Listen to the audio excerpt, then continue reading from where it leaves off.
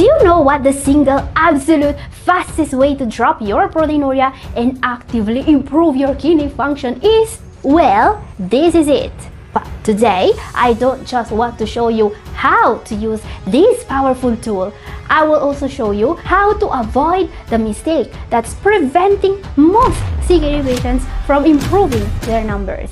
Catherine here, I'm a doctor of natural medicine. Fact: most CKD patients can improve their creatinine and their proteinuria no matter the stage of kidney disease they are in. So let me ask you this. What if there was a simple way to stop the progression of CKD and to slash your proteinuria your doctor didn't know about? Well, that's exactly why I created this. Many of my patients have seen absolutely jaw-dropping improvements with my innovative approach to the renal diet. I've even had some outstanding cases of people shooting their GFR all the way back up to 198, which is just amazing. And I'm going to give you a list of things I did that took my kidneys from 54 to 98.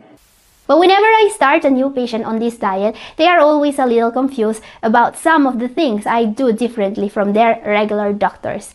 But Catherine, they ask me, I thought we were supposed to reduce carb intake. And are bananas really safe for us?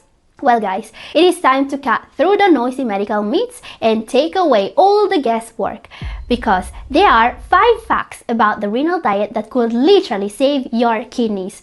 Do not miss my number 1 in particular, because that is the ultimate mistake, keeping most patients trapped and failing to improve. Before that, kidney saving fact number 5, not all potassium is created equal. Let me blow your mind with a life-saving fact about the renal diet most people have absolutely no idea about. Fact: you can get more than double the potassium of a banana from a steak. Okay, I'll give you a moment to pick your jaw up off the floor, because, it's wild to think that we trust the healthcare system with our lives, but their nutritional teaching is still stuck in the 1950s. So, why do I say that a steak has double the potassium in a banana? Well, let me explain. If you check nutritional values, you will see that you can get about 600 milligrams of potassium from a 6-odd sirloin steak, alright? And that's a very small steak if you ask any carnivore. Now, do you know how much potassium is actually in a medium banana? About 400 milligrams. Now, wait a minute before you start screaming in the comments that I can't do math, alright? Because I know that 600 is not double 400. But here's the thing. We measure the nutrient content of foods in a rather unscientific way. It is called inductively coupled plasma spectroscopy. This is what they do in a lab to measure the potassium in a food item. It literally involves dissolving a piece of food in acid and then burning the mixture inside a flame. And I know that a lot of people are suffering from heartburn, but I yet have to meet someone who's actually burning foods on a 10,000-degree lab fire inside their stomach. Yes, your body interacts with foods in a very different way from a lab. Your body doesn't incinerate a banana into ash, does it? Nope. It has to digest the banana, and that makes a huge biological difference. Why? Because the cells of plants are built completely different than the cells of animals. The cells of a banana are rigid and they are surrounded by tough, fibrous walls that act like biological vaults. They literally trap a huge amount of that potassium inside, completely preventing your body from absorbing it into your bloodstream. And here's the thing, guys. Your body won't absorb almost half the potassium in a banana, says science. It's true. In my specialized diets, bananas are never completely forbidden, and yet my patients can easily keep their potassium perfectly under control. But beef is always forbidden, also because your body will absorb nearly all the free-floating potassium in a steak like a sponge. Keep that in mind. Blowing fact in mind the next time you see someone still recommending animal-based foods to CKD patients. Okay, let's move on. Kidney saving fact Number 4, it is officially time to rip that high potassium foods handout right off your fridge and throw it straight into the garbage. So here's the thing. I'm not saying the healthcare system is outdated, alright, but their nutritional guidelines might as well be written in Latin on a piece of dusty papyrus. Now guys, I want you to do a quick experiment for me, alright? Do you have one of those generic handouts, those little photocopied leaflets the clinic hands out with a list of high potassium foods to avoid? Yeah, of course you have it. Almost every single CKD patient has one. So please look at it and let me know down in the comment section. Does it mention steaks among the high potassium foods? Does your official hospital handout warn you that a steak has literally double the potassium you'd get from a banana? Because if it doesn't, it means millions of people are risking their lives right now. That's why I want you to share this video with anyone you know who has kidney disease. You could literally save a life today. And here is the practical takeaway from this potassium fact. You must always avoid bad potassium in a renal diet. Here's what I'm talking about. Food items like pasta sauce, dried fruits, animal-based foods, processed in particular, but also salt substitutes like light salt or no salt or low sodium packaged foods, regular multivitamins, and several over-the-counter supplements, not to mention several herbal remedies. All these foods might literally spike your potassium levels and cause you serious problems. That's where you get the bad potassium. These are the biological hand grenades. They are loaded with highly absorbable potassium that will literally spike your blood levels instantly and cause you serious life-threatening problems. On the other hand, completely avoiding living plant-based foods never helps, and it actually makes your kidneys degenerate faster. Most high potassium vegetables can easily be leached to remove the excess potassium, while potatoes, sweet potatoes, yams, carrots, beets, even mushrooms, cauliflower, and frozen greens, you can literally wash the danger right out of them and make them completely safe with the right cooking method.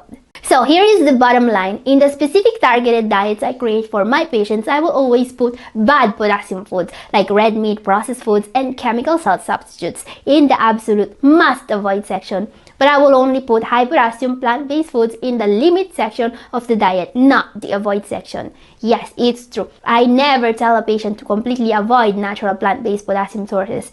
There is good potassium and there is bad potassium, and your survival depends on being able to tell them apart. But listen, what if you don't want to navigate this nutritional minefield all by yourself? Guys, it is incredibly clear that the world of renal nutrition is evolving at lightning speed. Old rules are being thrown out every single day. And for me, I literally spend my entire day either working one-on-one with patients or diving deep into clinical research to make science-backed videos just like this one. I will read almost every single new medical paper before anyone else. But are you ready to do the same? Are you ready to spend hours every single night trying to decode complex medical jargon and contradictory advice on the internet? Because if you aren't, I have amazing news for you. You do not have to do this alone. I can help you cut right through the noise, skip the dangerous guesswork, and get straight to the exact foods and supplements that will actively help your kidney function improve. Send me an email right now at catherine@newhopeforkidneypatients.com or click the link in the description below. Stop trusting outdated papyrus handouts and start giving your kidneys exactly what they need today. Okay guys, I have more kidney saving facts to share with you. Number 3, not all carbs are created equal. There is yet another miracle diet currently clogging up everyone's feed, and it's all about telling people to eat less carbs and more butter. Why? Because all carbs are just sugar, they say. Carbs is sugar. This is still sugar. All carbohydrate without exception. The carbs in broccoli, the carbs in a jelly donut. Yes, these TikTok gurus are screaming from the rooftops that all carbs are sugar. Without exception. The carbs in broccoli. Yes, it doesn't matter if it's broccoli or a donut. If it didn't moo at some point of its life, then it's sugar. What do they want you to eat instead? A stick of butter every day. Pure butter, of course. And guys, I know how dumb it sounds to recommend butter for weight loss, but hear me out. It sounds hilarious when I put it like this, but being bombarded by this toxic misinformation every single day is no joke. The advice these influencers give you is confusing and scary. And some people will end up thinking all plant-based foods are dangerous because they are sugar. But here is the brutal reality. You cannot avoid plant-based foods and expect your kidneys to survive. Follow this crazy carnivore advice and you will fast-track your way straight to a dialysis chair, says science. Listen to me. Claiming all carbs are sugar is exactly like claiming thick black crude oil and refined gasoline are the exact same thing. And I don't know you, but last time I tried putting crude oil in my car, well, my mileage wasn't exactly great. Luckily for us, not all carbs are sugar. Not really. Some carbs are sugar, of course, but others are complex starches and heavy-duty fiber. And just like turning crude oil into gasoline, there is a lot of work needed to turn starches into sugars, alright? And just like your engine reacts entirely differently to crude oil versus gas, your body reacts entirely differently to complex carbs versus pure sugar. Yes, despite what these influencers are screaming from the rooftops, not all carbs are created equal. There are high glycemic index or GI carbs and low GI carbs, and they are not the same. Do not eat high GI carbs. They spike your blood sugar like crazy and are just as bad as the influencers say. Instead, you need low GI carbs because some of them are literal biological superfoods like quinoa, amaranth, and buckwheat. I will show you exactly why those three are miracles in just a moment. Guys, this carb rule is somehow even more critical than the life-saving potassium facts. Here is the mind-blowing truth. Depending on your weight and health goals, you might actually need to get up to 60% to 70% of your daily calories entirely from carbohydrates. Please let that sink in for a moment, because most of my patients that actually improve their GFR with the diet are eating 2/3 of their total calories as carbs.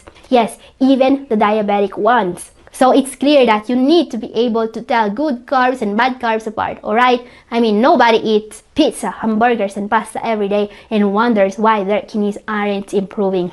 The golden rule is simple. Avoid ultra-processed garbage. It is universally high on the glycemic scale. So for example, junk foods in general, especially those foods that are packed with sugar, are to be avoided by everyone. You know, your candy, snack bars, cookies, cakes, pastries. It goes without saying that they are bad for you. They won't just make your blood sugar skyrocket, they can raise your blood pressure as well. But here is the terrifying part. Food corporations love sneaking added sugars into everything. Bread is the biggest culprit. Even so-called healthy whole grain breads are secretly pumped full of added sugar. Same goes for your condiments, ketchup, BBQ sauce, salad dressings, and pasta sauces.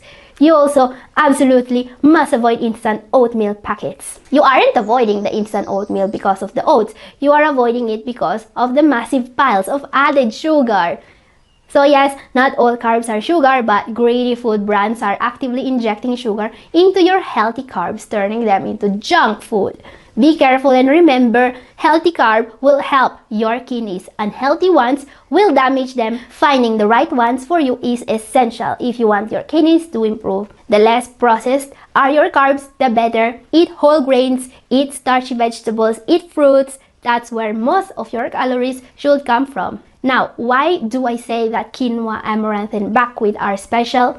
Well, it's actually all about the protein they contain, not just the carbs. I will tell you more about this in a moment. Before that, our next entry, number 2, let's talk about sodium in your diet. Because in today's video, we've just seen how not all potassium is created equal, alright? And we've also seen how not all carbs are created equal.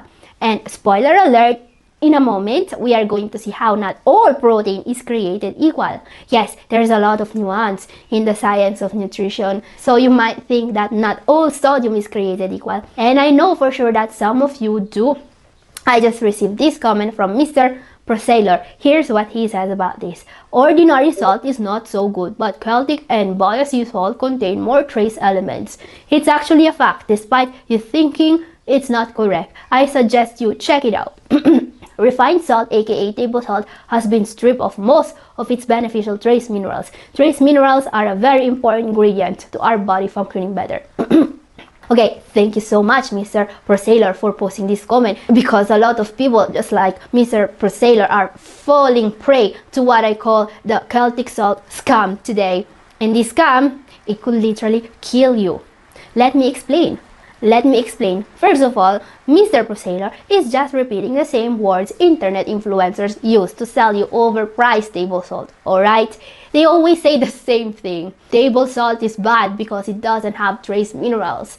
But our Baja salt, it's amazing because it has all those trace minerals that cure every disease. But here's a fun fact about trace minerals. They are mostly just potassium and magnesium and a little bit of iron oxide salt, which is literally rust, by the way. Yeah, rust is what makes Himalayan salt pink. Totally worth the 40 bucks you just spent on 3 ounces of salt. And do you know how much Baja sea salt you should consume to get any significant amount of potassium or magnesium or rust? The whole bottle. Yeah, I'm not even kidding. Just please don't try it at home, alright? Too much salt can literally kill you. And it doesn't matter if it's Baja or Himalayan or Celtic or whatever. It's not the lack of potassium and rust in your regular table salt that hurts your kidneys. It's the sodium in it. And guess what? Those fancy salts they sell you for 40 bucks a pop, they still have all the sodium your regular table salt has. Okay, I get it. You still don't believe me? That's fine. So let's do a science experiment. Go get 5 houseplants. Doesn't matter what plants, because houseplants are not exactly like your kidneys, alright? But just like your kidneys, they will need the right balance of water and electrolytes. So, to the first plant, you give table salt. The second gets Himalayan salt. The third, Baja salt. The fourth, Celtic salt. And the last one gets just regular water. It's the control. And then let me know how many days your plants last. Yeah, I bet you're glad you didn't do this experiment with your kidneys. And here's what this experiment proves. It's not the lack of trace minerals that's killing the house plants. It's all that sodium they are getting. And guess what? Your kidneys are just the same. Give them too much sodium and they will literally fall apart. I will repeat this. The Baja sea salt influencers are selling you on the internet can literally kill you. Stop falling for this scam now. Okay guys, time for our number 1 for today. Let's talk about protein and your kidneys, because not all protein is created equal, and getting protein right can make a huge difference. And this is exactly why quinoa, amaranth, and buckwheat are so special. Let me explain. So you might have heard people telling you that you need high quality protein if you have kidney disease, right? And this is not just another piece of internet misinformation. You actually need some high quality protein. But what is high quality protein? What does high quality even mean? No, it doesn't mean how long ago the steak you are eating was butchered. Quality of protein is all about the amino acids. Quality, in this case, is a scientific measure of how effectively your body can actually use the protein you eat to build and repair. And here's the thing, with kidney disease, you want as little protein as possible, and you want this protein to be as high quality as possible. This is a bit of a problem because most plants are not high quality protein, with a few notable exceptions: quinoa, amaranth, and buckwheat. These are not just plant-based superfoods, they are also a source of high quality, complete protein. In the right amount, they are ideal for a renal diet. Okay guys, now you can't only eat these 3 whole grains in your diet, but don't worry, I recently made a video to explain in detail what protein is good and what is bad, and what protein can literally detox your kidneys. It's up here if you missed it, and this is all for today. Thank you for watching. God bless you all. Bye bye.